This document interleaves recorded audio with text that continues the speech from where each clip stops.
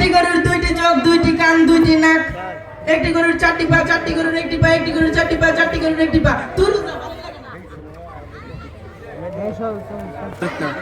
জি sir. রসনা। জি sir. জি sir. জি sir. বলে গি sir.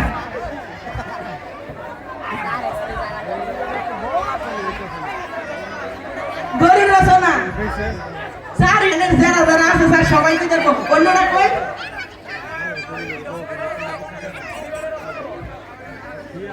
শরীরে অসংখ্য লোম থাকার কারণে আমাদের মতো গরুর সোয়েটার পরতে হয় না। গরুর চারটি পা আছে, দুইটি চোখ আছে, একটি নাক আছে। চারটি পা দিয়ে গরু ঘাস খাইতে খাইতে খাইতে খাইতে নদীর কিনারায় চলে যায়।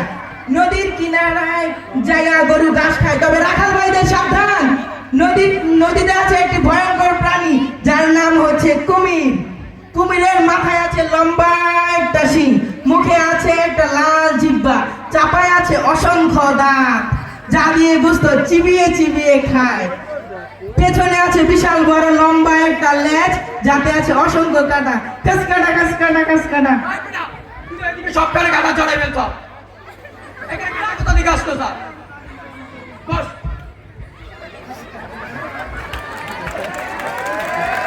তাহলে কি রসনা দেওয়া যায়?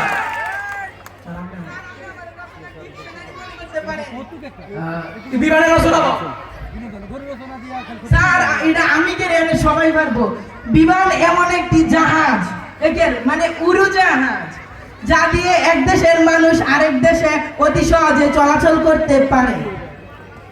ওই দিন পত্রিকায় দেখলাম মালয়েশিয়ার একটি বিমান মহাকাশে পতিত হয়েছে।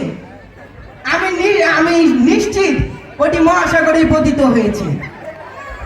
মহাসাগরে আছে কিন্তু পানি, আর পানির মধ্যে আছে একটা ভয়ঙ্কর প্রাণী যার নাম হচ্ছে কুমির।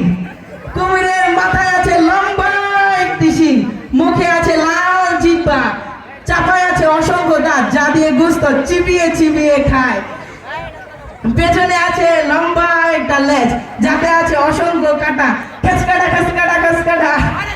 তুই আমার এই কাটা চলে দিকে এখানে কাটা কোথা থেকে আসলো? তুই রচনা বলতে পারবি? তুই তো হাতের শাড়ি রচনা বল। Okay sir. এক সময় বাংলায় বিখ্যাত ছিল তাঁতের শাড়ি। এখনো অনেক মা বোন আছে যারা তাঁতের শাড়ি পরে। তবে মা বোনদের সাবধান, তাঁতের শাড়ি পরে আপনারা নদীতে গোসল করতে যাবেন না, কারণ নদীতে আছে একটি ভয়ঙ্কর প্রাণী যার নাম হচ্ছে কুমির। কুমিরের মাথায় আছে লম্বা একটি শিং, মুখে আছে একটি লাল জিহ্বা, চাপায় আছে অসংখ্য দাঁত যা দিয়ে গোশত চিবিয়ে চিবিয়ে খায়। পেছনে আছে লম্বা একটি লেজ যাতে আছে অসংখ্য কাঁটা। কাসকাটা কাসকাটা কাসকাটা। তুই আমার এই কাটা শুরু করলি, এখানে কাটা কোথা থেকে আসলো? Sorry sir, sorry sorry sorry. তুই আর রচনা পারবি?